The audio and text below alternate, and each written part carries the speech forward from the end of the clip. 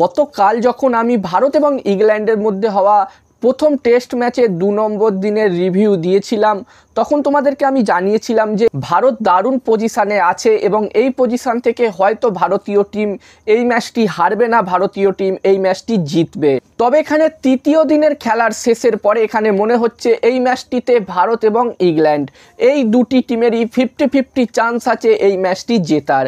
যেখানে আজ এই প্রথম টেস্টের তৃতীয় দিনে ইংল্যান্ড টিম দুর্দান্তভাবে কামব্যাক করেছে।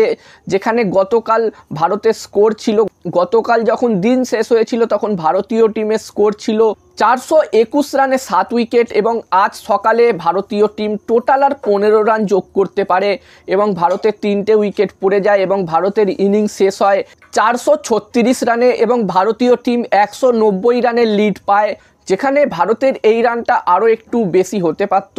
তবে আজ দিনের শুরুতেই জাদেজা, অক্ষর প্যাটেল এবং জাসপ্রীত বুমরা আউট হয়ে যায় এবং ভারতীয় টিম তাড়াতাড়ি অল আউট হয়ে যায়।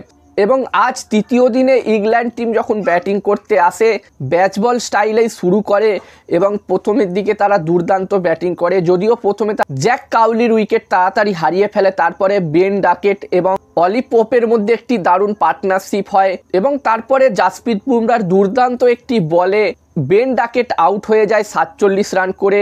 এবং বন্ধুরা ভারতীয় টিম এই ম্যাচটিতে কামব্যাক করে এবং বেন ডাকেট আউট হবার পরেই ভারতীয় টিম এখানে জো রুটকেও আউট করে দেয়, জাসপ্রীত বুমরা জো রুটকেও আউট করে দেয় এবং তারপরে জনি বেস্টো এবং বেন স্টোকও খুব একটা ভালো ব্যাটিং করতে পারে না, তারাও তাড়াতাড়ি আউট হয়ে প্যাভিলিয়নে ফিরে যায়। যেখানে জনি বেস্টোকে রবীন্দ্র জাদেজা দারুণভাবে আউট করে, এছাড়াও বেন স্টোককেও দুর্দান্তভাবে আউট করে রবিচন্দ্রন অশ্বিন। যেখানে রবিচন্দ্রন অশ্বিন সবথেকে বেশি বেন স্টোককে আউট করার রেকর্ডও নিজের নামে গড়ে নেয় এই ম্যাচটিতে। তবে বন্ধুরা একদিক দিয়ে উইকেট পড়লেও অন্যদিকে অলি পপ কিন্তু দুর্দান্ত ব্যাটিং করতে থাকে এবং দিন শেষে অলি পপ 148 রানে নট আউট থাকে।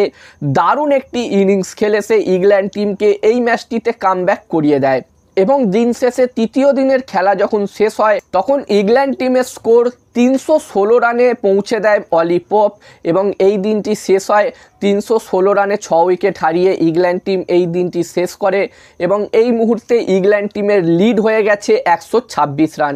যেখানে এই ম্যাচটিতে ইংল্যান্ড টিম যখন দ্বিতীয় ইনিংসে ব্যাটিং করতে নেমেছিল তখন ভারতীয় টিমের লিড ছিল 190 রান এবং এই লিড কাটিয়ে তারা 126 রান লিড পেয়ে গেছে।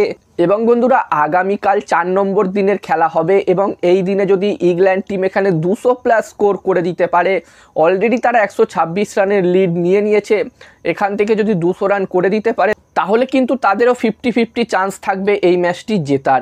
এবার বন্ধুরা দেখার বিষয় থাকবে যে তৃতীয় দিনের মতো চতুর্থ দিনেও অলি পপ ভালো ব্যাটিং করতে পারে কিনা। এখানে অলি পপের ওপরেই কিন্তু অনেকটা ডিপেন্ড করছে ইংল্যান্ড এখানে কত টার্গেট দেবে। এখানে অলি পপ যদি তাড়াতাড়ি আউট হয়ে যায় তাহলে ইংল্যান্ড টিম খুব একটা বেশি স্কোর করতে পারবে না। এখানে মনে হচ্ছে যদি এখানে লাঞ্চ পর্যন্ত অলি পপ টিকে থাকে তাহলে কিন্তু এখানে ইংল্যান্ড টিমের 200+ স্কোর হয়ে যেতে পারে। এবার দেখার বিষয় থাকবে কি হয়। এবং বন্ধুরা তোমাদের কি মনে হচ্ছে ভারত এবং ইংল্যান্ডের মধ্যে এই প্রথম টেস্ট ম্যাচটি কোন টিম জিততে পারে, ইংল্যান্ড নাকি ভারত? এখানে অবশ্যই তোমরাও তোমাদের নিজস্ব মতামত কমেন্ট করে কমেন্ট বক্স জানাতে পারো। আর এরকম ভিডিও আরও দেখতে চাইলে চ্যানেলটিকে সাবস্ক্রাইব করে নিও এবং ভিডিওটা ফেসবুক পেজে দেখে থাকলে অবশ্যই এই পেজটিকেও ফলো তোমরা করে নিও।